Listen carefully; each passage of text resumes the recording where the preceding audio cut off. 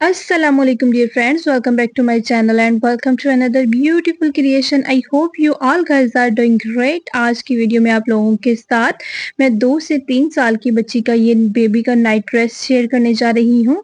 ये ड्रेस मैंने बहुत ज़्यादा आसान मेथड के साथ बताया है और ये ड्रेस जो है मैं कॉटन फैब्रिक के ऊपर बनाने जा रही हूँ। बटन प्लेकेट के साथ फ्रंट पे इस तरह से बटन अटैच किए गए हैं और कॉलर को यहाँ पे राउंड में रखा गया है। आप लोग स्क्वायर में भी रख सकते हैं। अब हम चलते हैं इसकी फुल डिटेल की तरफ। यहाँ पे मैंने 2 पीस ऑफ फैब्रिक लिए हैं फ्रंट और बैक साइड, ठीक है?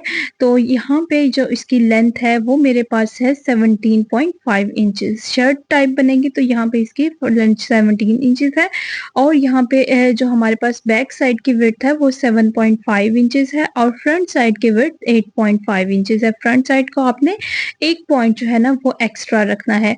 यहाँ पे 2 इंचेस पे मैंने नेकलाइन की मार्क किया है और यहाँ पे 2 इंच ही तीरे के लिए मार्क किया है। 5 इंच यहाँ पे मैंने आर्म होल के लिए मार्क किया है इस तरह से स्क्वायर शेप में। इसके अंदर हम इसको इस तरह से गोलाई की शेप देंगे और इसके ऊपर एज इट इज इसके कटिंग कर लेंगे, ठीक है? तो कटिंग मैंने यहाँ पे इस तरह से कर ली है। 1/2 इंच आपने ऊपर से तीरे की भी कटिंग करनी है और ये कटिंग जो है ना वो मस्ट किया करें, इससे शेप जो है वो अच्छी आती है। अब हम नेक की कटिंग करेंगे तो नेक की यहाँ पे मैं विड्थ ले रही हूँ लेंथ 1.5 इंचेस और विड्थ यहाँ पे मैंने 2 इंचेस ली है, ठीक है? फ्रंट और बैक साइड को आपने एज इट इज वैसे ही रहने देना है। यहाँ पे बाय मिस्टेक मुझसे बैक साइड की भी कटिंग हो गई है बट मैं उसको फैब्रिक लगा के ऊपर एक्स्ट्रा मैनेज कर लूंगी, बट आप लोग जो है ना वो इसकी बैक साइड की कटिंग नहीं कीजिएगा। नीचे से इसको 1 इंच पे राउंड शेप दी है। अब मैंने यहाँ पे स्लीव्स का फैब्रिक लिया है, डबल स्लीव फैब्रिक लिया है। इसकी लेंथ 10 इंचेस है और इसकी विड्थ मेरे पास यहाँ पे 6 इंचेस है। पीछे से यहाँ पे मैं 2 इंच के मार्क पे इसको गोलाई की शेप दूंगी और इसके ऊपर हम एज इट इज इसकी कटिंग कर लेंगे, ठीक है? यहाँ पे दोनों स्लीव्स को मैं इस तरह से मिड पॉइंट से कट कर लूंगी। अब हम इसके ट्राउजर की कटिंग की तरफ चलते हैं। तो ट्राउजर की लेंथ यहाँ पे मैंने ली है 21 इंचेस और इसकी जो विड्थ यहाँ पे ली है वो हमारे पास है 11.5 इंचेस ऑलमोस्ट, ठीक है? ये थोड़ा सा एक्स्ट्रा है तो मैं यहाँ से निकाल लूंगी। 8.5 इंचेस मैंने ऊपर से लिया है। यहाँ पे 11 इंचेस के मार्क पे 11 इंचेस का हम क्रॉस के लिए मार्क करेंगे और यहाँ पे जो नीचे से इसका घेर लेंगे वो मैं यहाँ पे लूंगी 10 इंचेस, ठीक है? अब इन दोनों पॉइंट्स को आपस में इस तरह से ज्वाइन करेंगे। नीचे से अब इसकी मैं मेजरमेंट करूंगी तो नीचे से इसके पांचे के लिए लूंगी मैं 7 इंचेस और 7 इंचेस पे इस तरह से स्ट्रेट लाइन लगाएंगे हम। थोड़ी सी नीचे से 4 से 5 इंच तक स्ट्रेट लाइन लगाएंगे और फिर इसको कर्व की शेप दे देंगे। तो हमारे पास इसके ऊपर एज इट इज इस मार्किंग के ऊपर मैं कटिंग कर लूंगी। तो ट्राउजर की कटिंग बहुत ज्यादा आसान तरीके के साथ यहाँ पे हो चुकी है।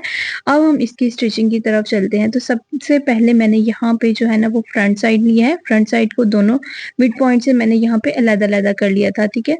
तो इस तरह से 2 यहाँ पे मैंने जो है ना वो फैब्रिक की 2 पट्टियाँ ली हैं।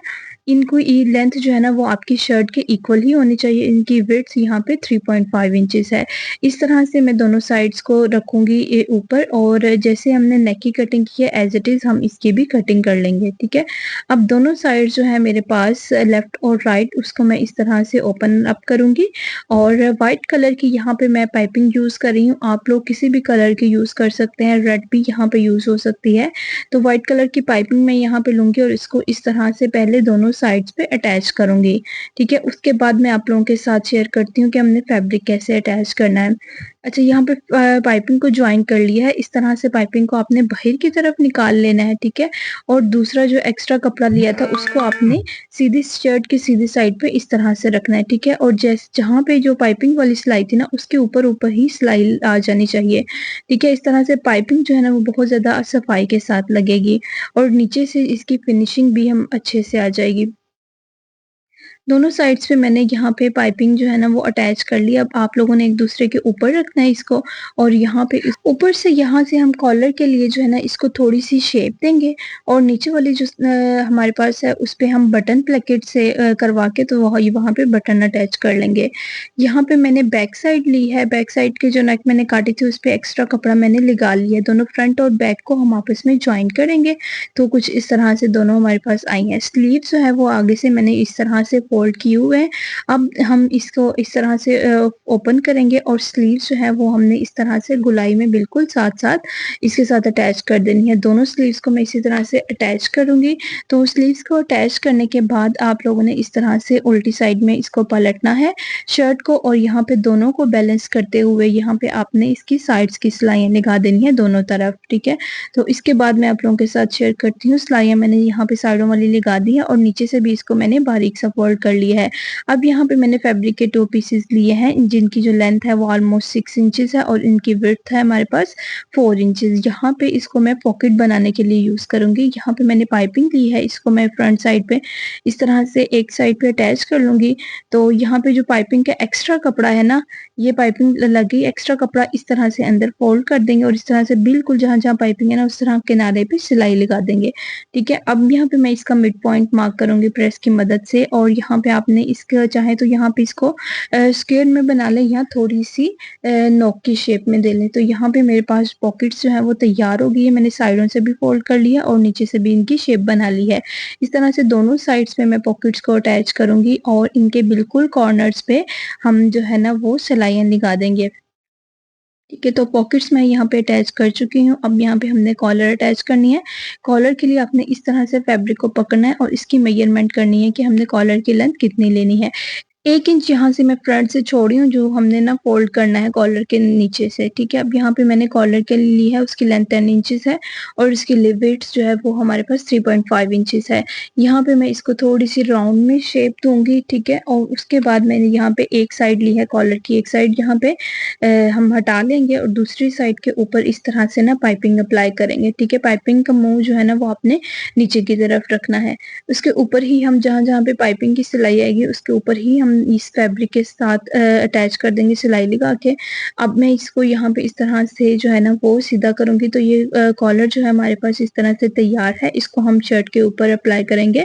तो शर्ट के साथ अटैच करने के लिए आप लोगों ने इसका जो शर्ट का फैब्रिक है वो ओपन कर लेना है और कॉलर का मिड पॉइंट और शर्ट के बैक साइड का मिड पॉइंट हमने लेना है और इसको इस तरह से अटैच करना है, ठीक है? अब यहाँ पे दोनों साइड्स को आपने मिड पॉइंट पे स्टार्ट करना है और दोनों साइड्स पे अटैच कर देना है। फिर इसको बैक साइड पे ले जाके इसकी दूसरी तरफ हम हेमिंग कर देंगे।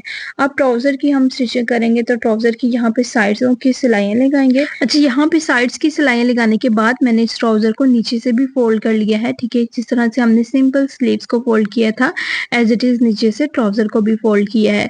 इलास्टिक यहाँ पे मैंने दोनों एंड्स इलास्टिक के जॉइन किए हुए हैं। अब यहाँ पे इलास्टिक की जो लेंथ है मेरे पास 8 इंचेस है, ठीक है? इस इलास्टिक को हम इस तरह से ना ऊपर से ऑलमोस्ट 1.5 इंच फैब्रिक छोड़ के इस तरह नीचे रखेंगे और इस फैब्रिक को इस तरह से फ़ोल्ड कर देंगे गुलाई में। साथ-साथ फ़ोल्ड करते जाएँगे और साथ-साथ इलास्टिक को हम आगे की तरफ लेते जाएँगे और इसके साथ ही हम नीचे से इसकी सिलाई भी लगा देंगे। तो यहाँ पे इलास्टिक भी मैंने जॉइन कर ली है। इलास्टिक के ऊपर मैंने 2 सिलाइयाँ लगाई हैं और नीचे से इसके ट्राउज़र की शेप जो है ना वो कुछ इस तरह से है। यहाँ भी हमारा ड्रेस जो है ना उसकी स्टिचिंग हो गई है कंप्लीट। आई होप कि आप लोगों को वीडियो अच्छी लगी हो। वीडियो अच्छी लगी हो तो वीडियो को लाइक ज़रूर कीजिएगा और चैनल पे नए हैं तो चैनल को सब्सक्राइब भी कर दीजिएगा ताकि न्यू अपडेट्स आप लोगों को मिलती रहे। मैं मिलूँगी नई वीडियो में, तब तक के लिए अल्लाह हाफ़िज़।